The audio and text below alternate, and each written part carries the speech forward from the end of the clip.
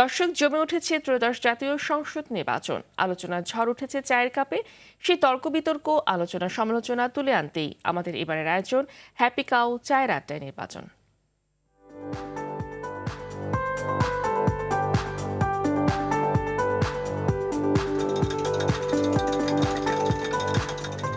দর্শক, happy cow চায়ের আড্ডায় নির্বাচনের এবারের পর্বে আমি বায়েজিদ বোস্তামি আছি আপনাদের সাথে। ঘনিয়ে আসছে জাতীয় সংসদ নির্বাচন, সাথে জমে উঠেছে এর আলোচনা সমালোচনা।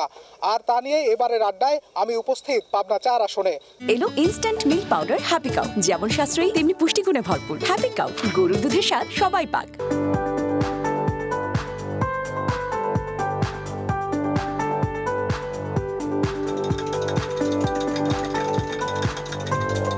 এবারের নির্বাচনে রাজনৈতিক দলগুলো প্রধানত দুটি ভাগে ভাগ হয়ে যাচ্ছে, বিষয়টি আপনি কিভাবে দেখছেন? নির্বাচনী ধারা এটা, যখন দেশের নির্বাচন আসে এটা আসলে একটা সময় দেখা যায় যে ভাগ হয়ে যায়। এটা আমি মনে করি এটা স্বাভাবিক একটা প্রক্রিয়া নির্বাচনের সময়। সৎ, যোগ্য এবং দেশপ্রেমিক এমন একজন প্রার্থীকে বেছে নেব, যার দ্বারা আমার এই পাবনা 4-এর উন্নতি সাধন করতে পারছে। নির্বাচনকালীন প্রশাসন কতটা ভূমিকা রাখতে পারবে বলে আপনি মনে করেন? আমার মনে হয় না যে এবারে কোনো প্রকার বেগ পাইতে হবে তাদের।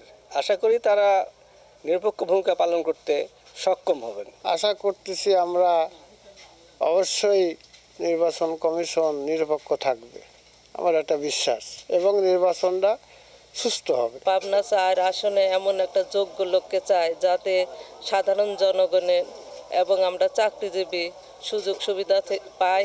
তরুণ প্রজন্ম এবং নতুন ভোটারদের এই নির্বাচনে আগ্রহ কতটা দেখতে পাচ্ছেন এবং তাদের অংশগ্রহণ বাড়ানোর জন্য কি কি করা উচিত বলে আপনি মনে করেন? তাদের মেধাকে কাজে লাগিয়ে দেশের উন্নয়ন, জাতির উন্নয়ন করতে পারে, এই জিনিসগুলো লক্ষ্য করলে তরুণ প্রজন্ম ভোটের দিকে অনেক আগ্রহী।